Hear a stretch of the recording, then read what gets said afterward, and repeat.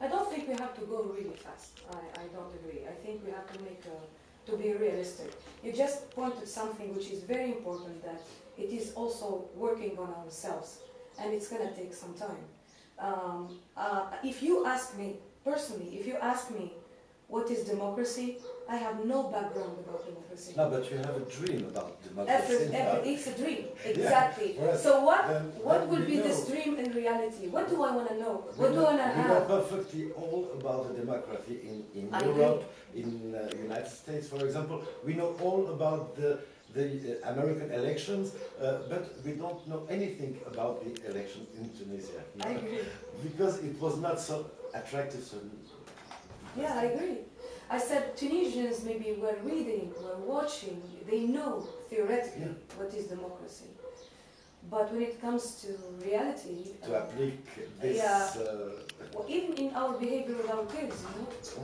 Well, I'd like to also have Islam and Hatem comment, but I think one of the things when we, as Americans, we talk about democracy, at least many Americans think that we, as Americans, we know the one type of democracy.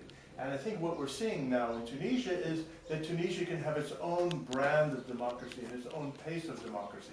Hatem, Islam, would you like to make any comments about how you see some of the developments from your perspective? Hatem, you're also does a television show and radio. Tarek made the interesting comment about self-censorship. Maybe you could also touch on what you have now been able to do and how you perhaps self-censored yourself previously. Yes, but I would say a couple of things. First of all, about democracy, I would like to come back to the 1860s, when Tunisia had its first constitution, and when slavery was abolished in the country. And I would like to come back to another fact. It's the fact that the American Revolution took about 100 years to fulfill all what was planned. So 100 years after 1776, the country still didn't shape up totally. But what Shayna was saying is very interesting, this image of the baby. Why? Because it could lead us to think about two sentences we probably heard a lot in the 60s and in the 80s. And these two sentences apply on Tunisian youth today. The first one, it's about the punk in the early 80s. They were saying no future. And if you talk with a Tunisian young man or young girl 2-3 months ago, he would say no future. But now we're listening more and more to something we used to listen to in the 60s. It was Paradise Now. And we all know that it's a revolution, it's an ongoing process, things are moving, sometimes fast, sometimes not, but we are monitoring what's happening, and we have high expectations, but not as high as the youth of Tunisia. And this question of expectations being very high is kind of pushing the things to be kind of confusing, but the fact is that people have expectations and people are working today to fulfill these expectations. Well, I think that we've just heard the value of having historians who can also put this in a great perspective.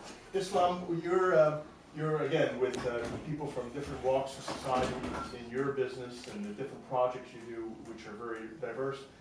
Where are you seeing new opportunities and perhaps things you were not able to do as effectively previously?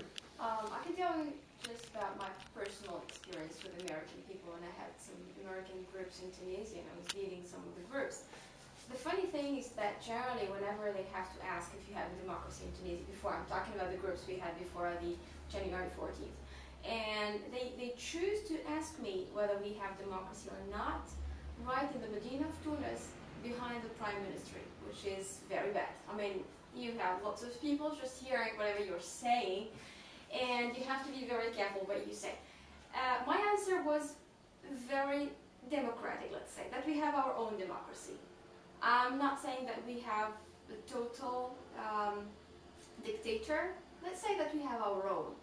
And I made some people, and then many of them share my idea, is that even in the States, I'm sorry for the Americans again, they don't have the democracy they're trying to say or saying everywhere they have it.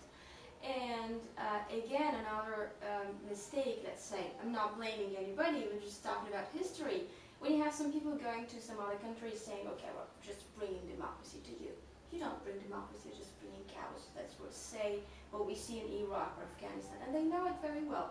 I mean, the people who come to Tunisia generally are very, very, very wise, and they know what they are looking for, and they say yes. So my answer was very easy. So we have our own democracy. We don't want it to be a chaos, so we have it our own. Here, I can tell you, it's more about self-censorship, because I cannot tell them the truth about how all these people are going, about the mafia we had everywhere and where we go. But sometimes by the end of the tour, when I start seeing how people are, the American people are, and if they are Republican or Democrat, then I can tell them some of the true things in Tunisia. But at the beginning, it is very, very difficult. Now, how I would see the country in the future. The country for sure is going on good steps forward to what we would call, again, our own democracy. That I'm sure it would not look like the democracy in the States or in the democracy in Europe, because I think democracy is a very big philosophical word, and everyone has got its own declinations, let's say. In Tunisia, I can tell you the truth, I'm not seeing that people are now ready for true democracy, to open everything to everybody, to say, okay, now we come and vote for one president. There is a lot of risk, there is a lot of unknown things. Now we're having fun with 41 political parties. That's great, but no one, I'm sure, knows anything about their program. If you're telling me I'm aware of all these things, I'm hearing all the radios, and I'm having fun with all the radios like Express FM or some other radios, but the problem is that I don't know all these 41 political parties. What would I do on July 24th? Who would I elect? Sarah, go ahead. Maybe I have just to speak about the fact of being ready for democracy. I think that democracy is like youth. Democracy is a state of being. It's not really a point we reach. What I want to say is we're always ready for democracy, and democracy is a process. It's not something occurring in time, and it has to begin at some point. We are right now really with a real will to install democracy in Tunisia. But we have just to speak about that revolution occurring in Tunisia. Is it a revolution or a rebel? Yeah. When we speak about a revolution, we speak about a whole process in which there is a will and there is an elite taking that ideology and trying to shape it. Right now, as Shaima said, we really have no, how to call them, no parties, political parties. Political parties have been so weakened in Tunisia. There used to be only one. So right now, people have not that habit, that tradition to speak politics in cafes, and we are not really used to it. People were only speaking about sports because it was the only way to have debates sometimes. But right now they are trying, they have the will, they have that consciousness, but they don't have just the tradition and the knowledge. They have no political knowledge. But it has at some time to begin. Right now, people are gathering. I think right now we have 32 parties, political parties, that are in place. They reached the 50, I think. Yeah, 41. Yes, but right now there are 32. Yeah, but right now there are more social parties than liberal ones or Republicans. Why? We understand. People right now are in such a populism that it's really a threat to say that you are liberal. But we are saying it in radios and it's not a problem. And entrepreneurs are there to just to remind that we need that these companies in our economy and in our country. I think that, excuse me, that we are creating really a democracy, a Tunisian democracy, a Mediterranean democracy, because Tunisia is really a special country, because it's the result of different civilization coming, the Berber here, the Phoenicians, the Roman, the Greek, and all over the Mediterranean country. people come here in Tunisia and create the new Tunisian. We are a melting pot, no? Then our democracy, it's not the democracy, the European democracy, not the American democracy, it's the Tunisian democracy. And we are building it. Yeah. Just one comment though about, are we ready for democracy? I think with 95% educated who went to school, I think we are ready for democracy. Of course. And as he said, it's a learning process.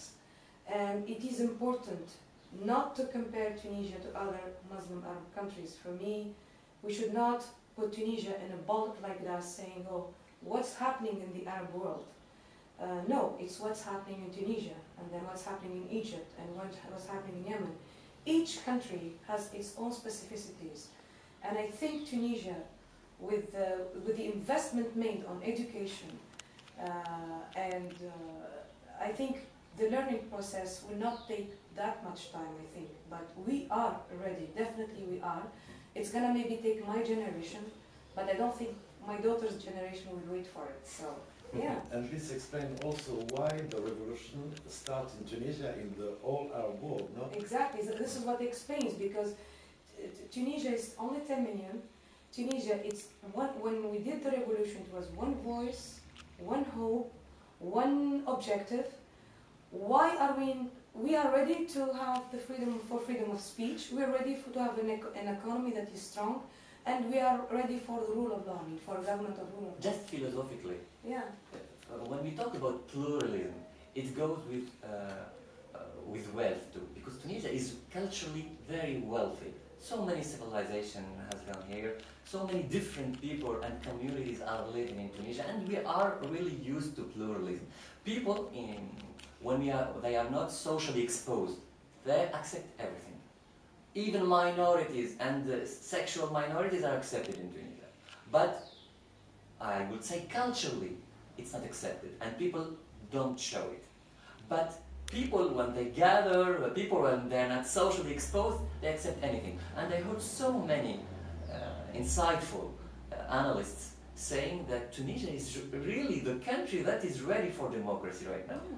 And that democracy current would spread in the Arabic world, I hope, but it depends on the success of the one and the model occurring in Tunisia. And really, we have all the ingredients to settle it. Just to put it all in a shell and to come back to the idea I was developing about the parties and the political ones, even if you have no political knowledge and background, things are going the right way. They were 50, now they're 32, then ideologies will just settle and will maybe have only 12, and I think people will choose. And the Tunisian really are showing that they are maybe claiming that they are going the right way. The labor union have had really a big, I think, push and a big participation to the revolution.